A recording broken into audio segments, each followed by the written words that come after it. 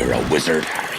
I'm a what? Hey guys, hope you are going well. So it's the most hyped second season of the entire year. Stranger Things Season 2 just landed on Netflix last week. Season 1 last year in 2016 blew it out of the park. It was the show that I didn't expect to love half as much as I did and ended up being like my favorite new show of the entire year.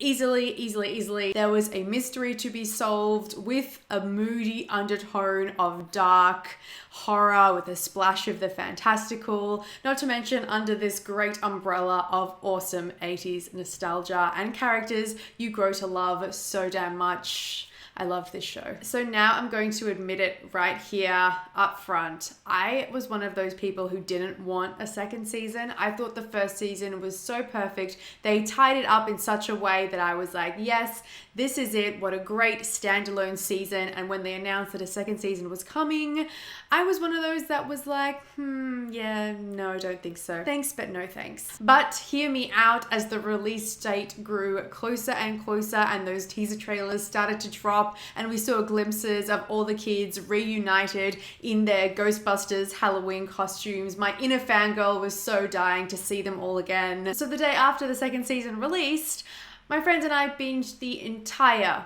9 episodes back to back in one single sitting. It's so good to be back in this 80s world. I love them so much. I just want them to be together. What the actual... That's traumatizing. Just got done with episode 5. we're at that point of the binge where they're all starting to blend into one. It's getting full on, right? It's ramping up. That was devastating. Oh my god. 1 more episode to go.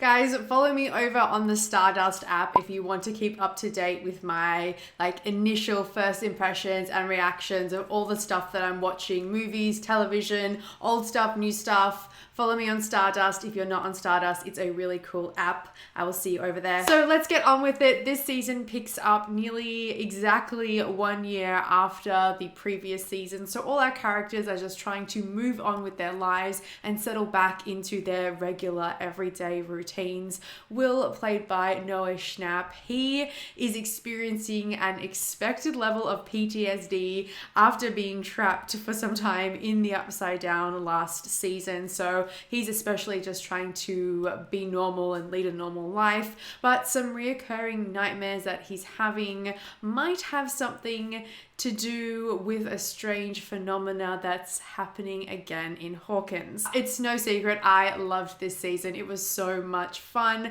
A welcome return to all the characters we already know and love with the addition of a few new ones too. The dynamics are all twisting and weaving. In this season as well, we got to see a different interaction between characters. So different mixes of interactions, I should say. So certain characters got to spend one-on-one time with other characters who hadn't previously in the last season. So that was really fun and it just felt like a broadening out of the already established universe. I will say that I am all for the hard-hitting 80s nostalgia, from the arcade games to the hairdos to the soundtrack. Some people think that it is a little too hard-hitting, a little bit too on the nose. But, you know, if the kids are going to be dressed up in Ghostbuster Halloween costumes, I want to hear the Ghostbuster soundtrack.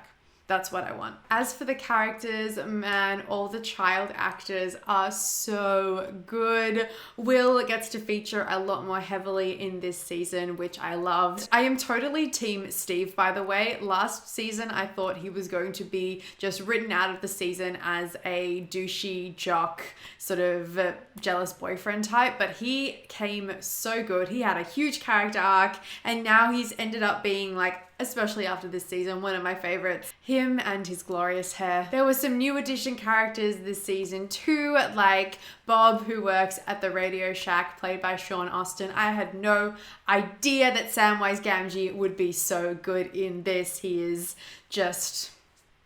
separating out and teasing apart the storylines was something that this season really did, with pulling them apart and then kind of keeping them on a similar trajectory but separate, and before bringing it all together for a big climax. And speaking of which, if you've seen any of the trailers, the amazing 11, played by Millie Bobby Brown, she is back again. I won't say much, but she's my hero. In her storyline, they planted a few new seeds that I feel will be picked up in further seasons, because we do know now that there will be another 2 seasons of Stranger Things. I think they said they were going to finish it at season 4. Am I right? Overall, this season was less scary, or had less horror elements than the original season, but that's because the world of Stranger Things is more established. The universe is more established. We know the monsters that inhabit the Upside Down, so there's less of that unknown scare factor happening.